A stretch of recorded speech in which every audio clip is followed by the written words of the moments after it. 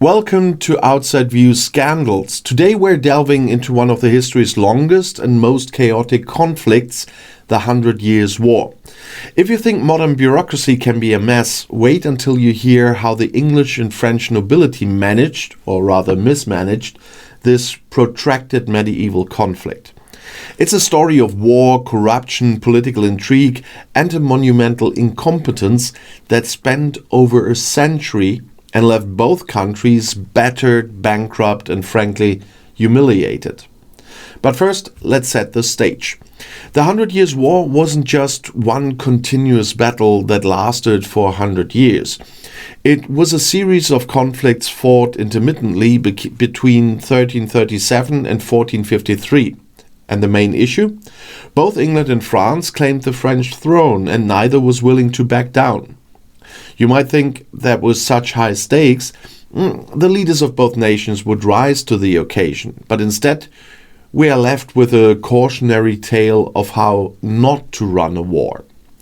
Let's start with the English. When Edward III of England declared himself the rightful King of France in 1337, it was less about noble lineage and more about power, prestige, and of course money. Initially, things went surprisingly well for the English. At the Battle of Crécy in 1346, they scored a stunning victory thanks to their longbowmen, a highly trained and disciplined military force that could cut down waves of French knights. But here's where the cracks in English leadership began to show. Edward III and his successors became so enamored with their early victories that they failed to plan for the long-term costs of the war. And spoiler alert, wars are expensive, and the 100 Years' War was no exception here. To fund their campaigns, English monarchs relied heavily on taxation, which, unsurprisingly, did not endear them to their subjects. Peasants were already struggling under the weight of feudal obligations and the aftermath of the Black Death, and now they were being taxed to fund a war they had no stake in. Revolts like the Peasants' Revolt of 1381 erupted, further destabilizing the country. Meanwhile, corruption within the English court drained even more resources. Funds meant for the war effort mysteriously disappeared, lining the pockets of unscrupulous nobles and officials. You could say the English nobility were fighting two wars, one against the French and one against their own greed. And then there's the French side of the story, which is, if anything, even more chaotic. The French nobility, led by a series of kings who ranged from indifferent to outright disastrous, seemed determined to sabotage their own chances. Take Charles VI, known as Charles the Mad, I made a video about him alone already, who believed he was made of glass and had to be physically restrained from shattering.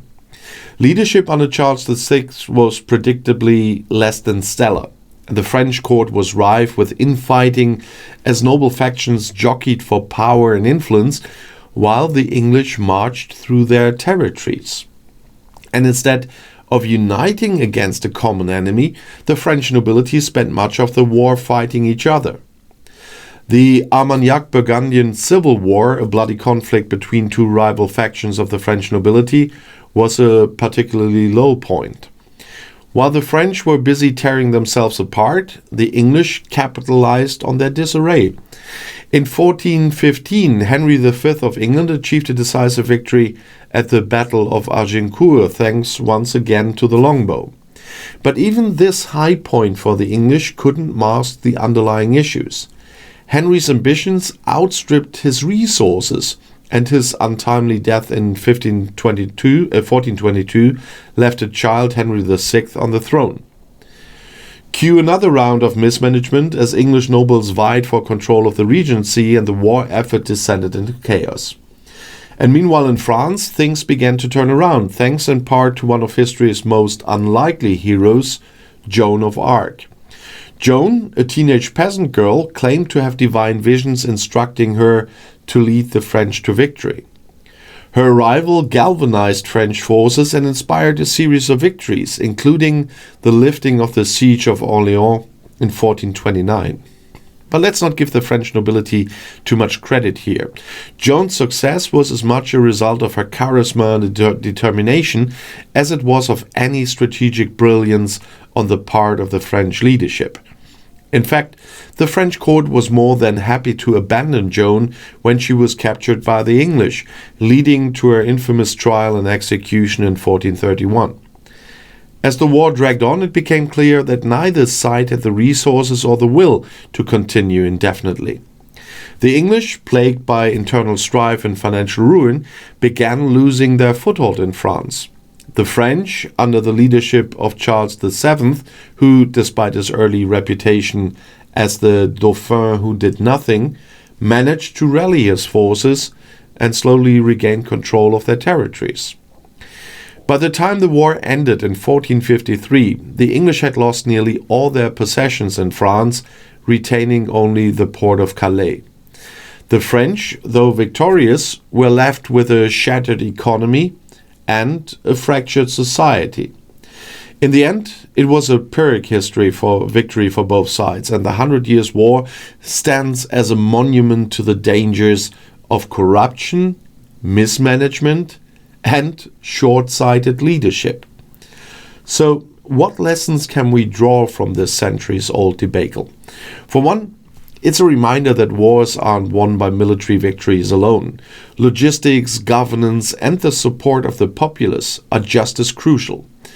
And perhaps most importantly, it's a cautionary tale of what happens when leaders prioritize their own interests over those of their nations. So thank you for joining me once again today on Outside View Scandals.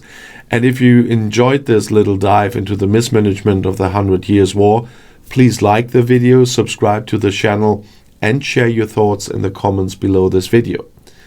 This is Outside View Scandals, and I look forward to seeing you next time as we explore another chapter of history's most fascinating and infamous scandals. And the next video is right here in the end screen.